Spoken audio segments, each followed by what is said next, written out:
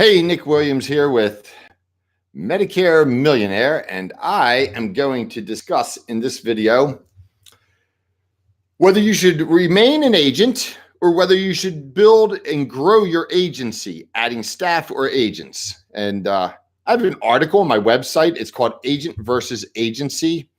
And I go into the reasons why or when you should do this. And okay, and I'll read from this a little bit, but just to kind of keep me on track with you.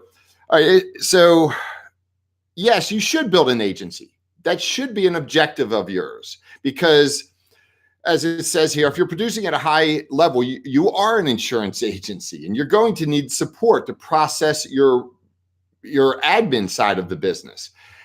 Let's see. Think about it. You may be able to manage lead acquisition, sell, process, put out fires, and more.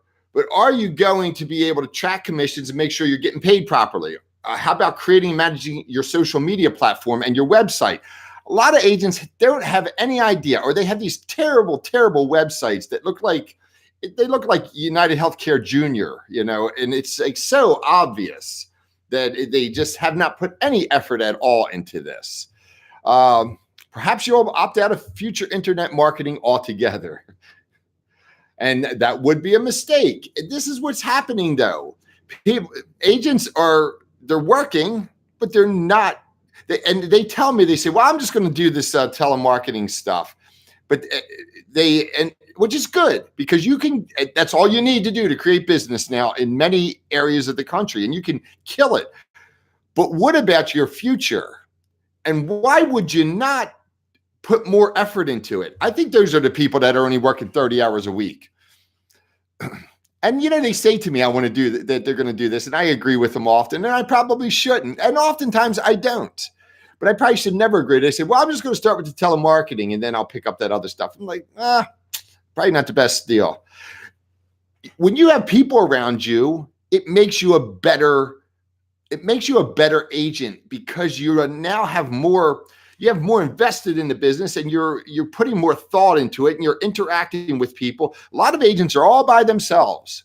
I talked to an agent before, and he said it's a lonely business, and it really is a lonely business, and that's why a lot of people flame out. All right, I'm going to get back to the article. Many of these tasks can be automated. Of course, that creates work in itself. Yes, it does.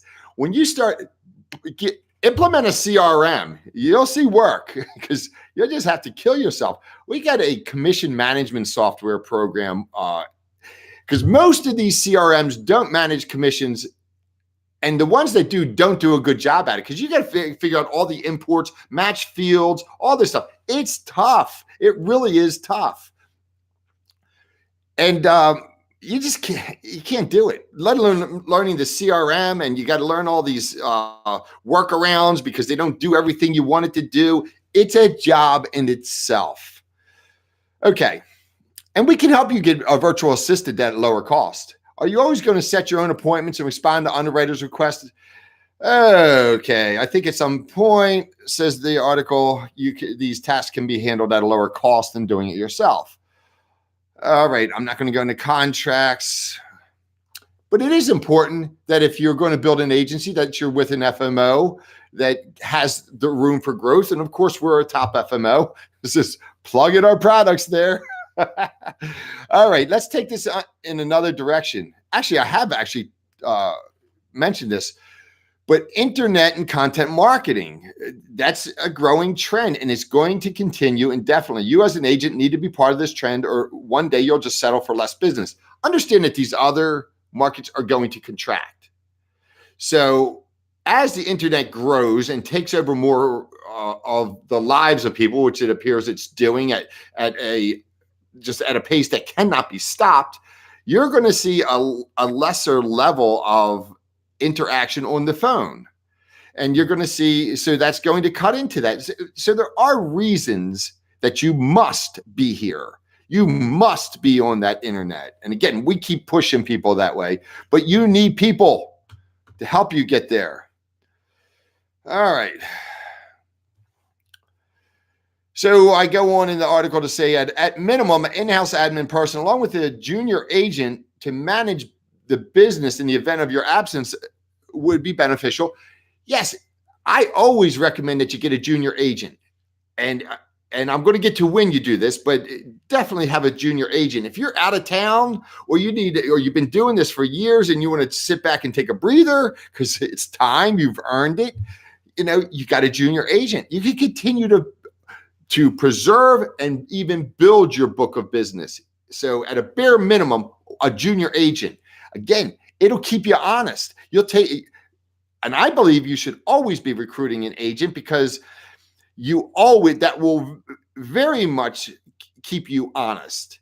So we had a saying, this is a big agency. I was the general manager, and this company, they had a saying, they said you always have to have an agent at the hip. So always have to have an agent at the hip. In the car seat, when you're going in a house, wherever, you want an agent at the hip. And if you do this, it's going to keep you honest. It's going to keep you out there. It's fun. It's exciting helping and training new agents. So you always should have an agent at the hip. Let's see. You want to grow your business. Even when you can't. What if you get sick? If you have a junior agent, they can pick up the slack. But again, okay, let's talk about when you do this. So you do it after you are successful yourself, at least a year. So you get in, you grind it out, and you become a successful hitter. And then you tell the agent, shut up, get in the car, shut up, get on the phone, whatever it is, and just do what I do. Listen to me on the phone, and then you get on the phone. And you know what? They want to. You don't have to say shut up, but you can, jokingly. You can say anything you want, jokingly. But agents want that. They want to shut up and be told what to do. Why would they not? Why would they not? They want to work with somebody who can tell them what to do. So if I go work for somebody, I don't want to tell them what to do. I want to shut up and be told what to do. Oh, you're successful and you're going to tell me what to do? Thank you. Thank you very much. That's what I need. That's exactly what I want.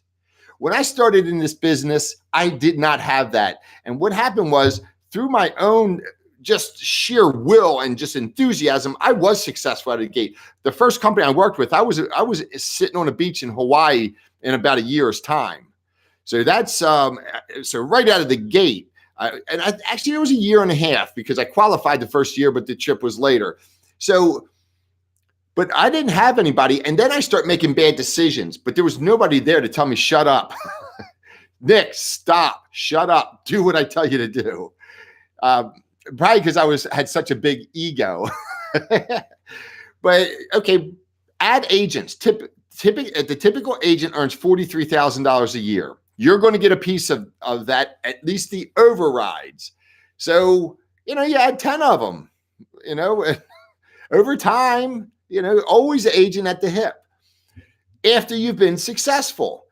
And I'll tell you how you can tell if you got a good agent, because sometimes you'll train agents and they'll be of no benefit to you. They'll flame out, but it doesn't matter because you're just giving them an opportunity. You're putting them in the car beside you. You're putting them on the phone beside you, and it's keeping you honest. You're working, you're enthused. You got somebody new, and it adds excitement and it creates a sense of something that's more than just yourself.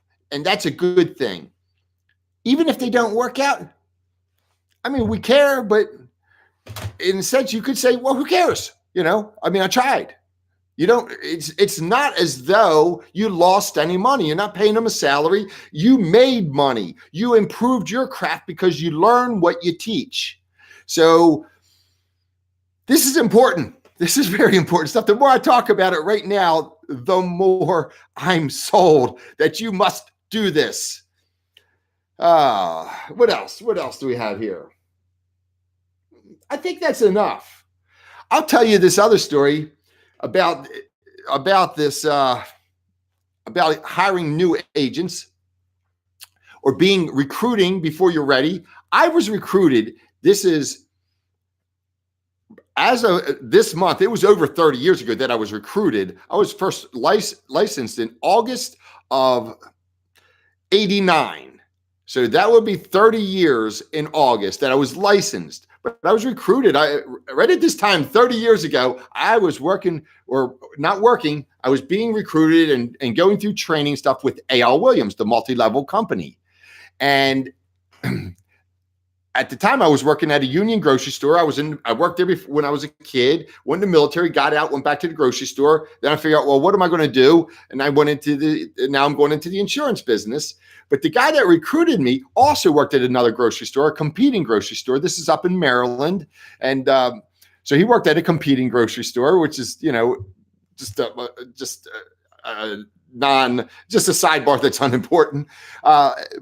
Actually, it is. It goes full circle, and I'll explain that. He recruited me, but A.L. Williams is a recruiting operation. It's a multi-level operation. I never worked for them. By the time I got my license, I went to a company called Midland National Life, as I said before, and the reason I did not work for them was, number one, I wasn't comfortable with the multi-level marketing concept.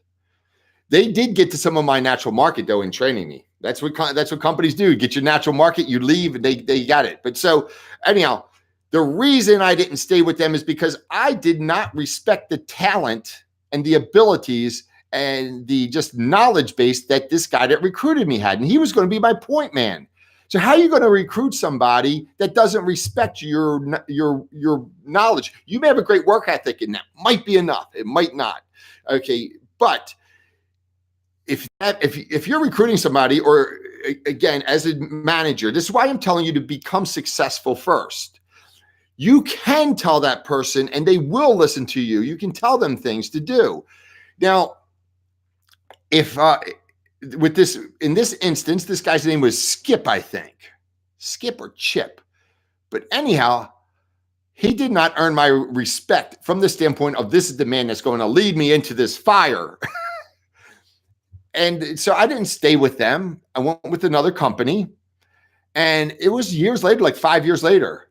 I had long since left that grocery store, and I'm going into this other grocery store, and there's old Skip or Chip stacking meat in a deli case, and he did not make it. I sensed this in him, and I saw this when I started. By then, I was already making my mark in this business, but he was out of the business. He was long out of the business. So be a producer, just crush it, and hire another agent. Put an agent at your hip, go out there and show that person how to crush it. And then put another one at your hip, and then another one, and another one, and another one. And that's it. And, just make that your business. It will make you bigger and better, and you'll be contributing to the success of others. I'm done. Listen, we can help you with these things. Let us help you. Goodbye.